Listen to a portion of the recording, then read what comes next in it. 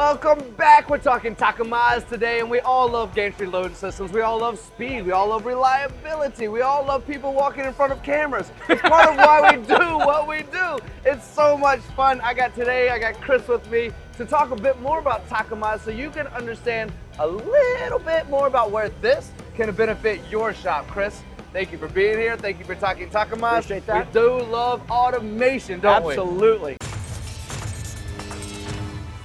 Absolutely, it's fun. But first, let me tell you one thing. I'm excited to be here with Tony Gunn. This is my first video. I've always wanted to meet this guy. He's a celebrity. I'm just jazzed to meet you, man. It's great to see you. Am I blushing like crazy right now? Yeah, man, you're looking good. You're looking good. I appreciate that. Okay, so yeah, let's talk a little bit about Takamaz. All made in Japan. They kind of specialize in box way. They really like hand scrape box way for that, you know, the rigidity and tool life, accuracy, surface finish, and those kinds of things. One of the differences, one of the things that makes Takamaz unique, in addition to having all the integrated automation from the factory, is a few different things. One of the things that they do is on our middle station turn device. This is where you actually flip the part. So you take a finished op 10 part off of the spindle, and then it picks up a turn part at the same time. So we kind of save some time there in doing that, as opposed to kind of going to two different spots. So we kind of save some time there. Our philosophy is really pick up, drop off same time, rather than having to go two different spots, because it really helps a lot in the cycle time. When I think of the world that this machine goes to often with a gantry loader, with the speed, with understanding what a few seconds might do in that changeover. Right. Your world is oftentimes hundreds of thousands, if not millions of parts. Then you start multiplying those couple of seconds times all those parts, you're saving more than days, more than weeks, sometimes even months of operation, and just that small little fix. Tony, you're absolutely right, but let me add one other point please that's do. important I love these this. days. So, you know, it used to be we all focused on these kind of machines with automotive. And it was like, okay, we're gonna do like 3 million parts of the same one with no changeover. Those days are really gone, honestly. So many customers now, they're in so many different varieties, different kinds of parts. They're looking for flexible automation, something that I can do quick changeover, that I can do a few hundred pieces and change it over. So a lot of our focus these days, and a lot of the things that Takamaz does, is really looking at having the automation and the material handling and the post-process gauging and the washing and all the other aspects that come into the full automation package. They really look at quick changeover. How do we get that fast changeover, Tony? How do we get to do that? Quick change grippers, quick change work holding, quick change material handling, and really looking at all those types of different things.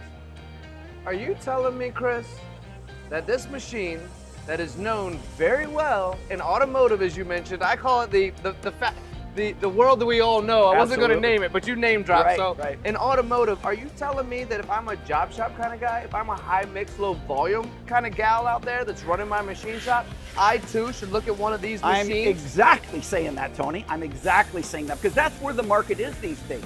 You know, automation is everything. As we spoke the other day, you know, the pure need of pure spindle capacity, those days are really dwindling, where somebody just needs more capacity, like they've invented a new lawnmower, or they've invented something new that I need to put a factory, and I've got to have just spindle capacity.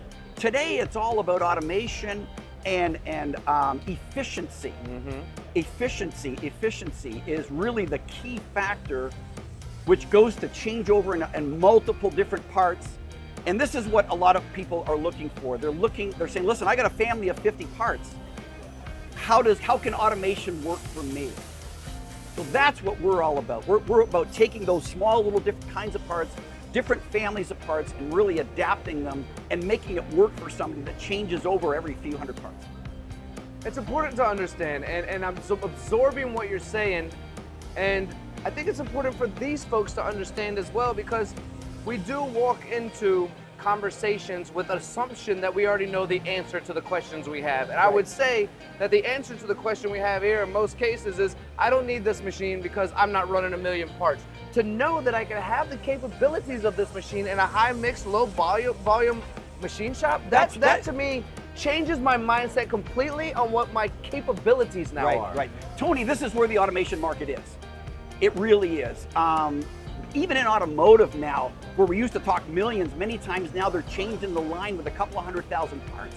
So even they're looking for flexible automation, something they can retask, retool to another part very quickly.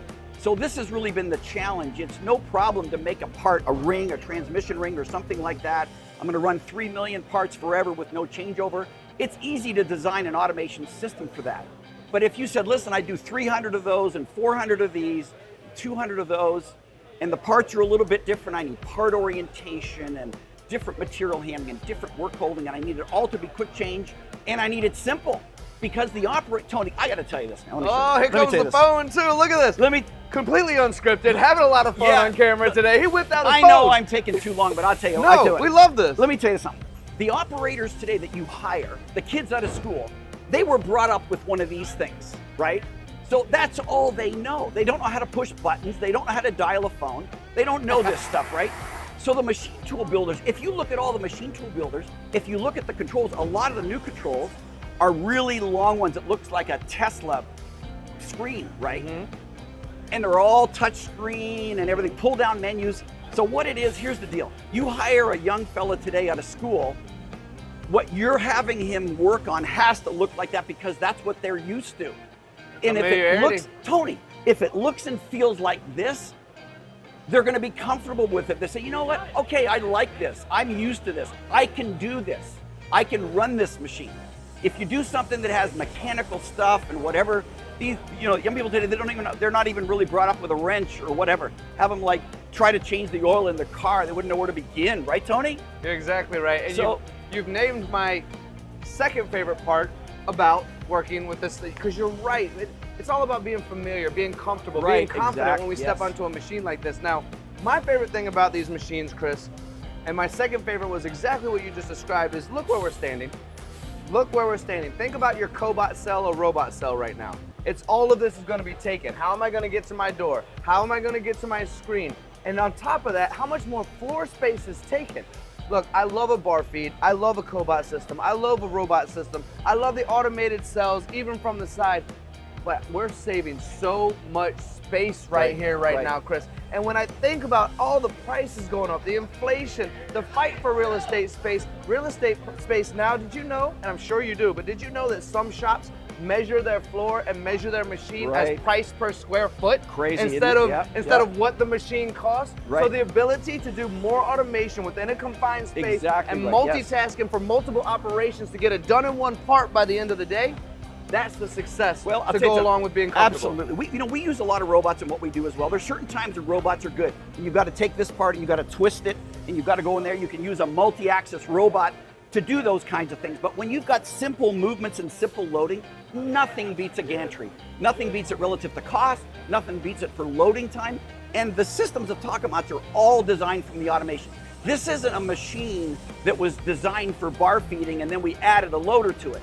Takamaz designs the machines from the very beginning to be automated. So that gantry loader is already figured in. The size of the machine, the horse, everything is calculated out for a certain size, certain parts, and certain types of process. This one here, again, it's got live tool turrets, A2 6 spindles, 15 horsepower. We've got larger machines, we've got single spindle machines. But again, the thing that I really want to impress is that we really like and we look at the companies that are really struggling with low volume, high mix. That's what everybody's looking for. And the automation of the past just didn't address that. It didn't address that. They said, well, we can work with a ring. And if you're doing the same thing, we can do that. And I can sell you a machine at this price. We say, well, wait a minute. I got one ring, but I got another part that needs some radial orientation to it. And I've got to flip it like this. And I got to do this to it. And then I want to wash it, gauge it, So that's what we do. That's what Takamaz is great at, is all of this kind of really working closely with customers on their work pieces and their process, the cycle time they need, the changeover, everything.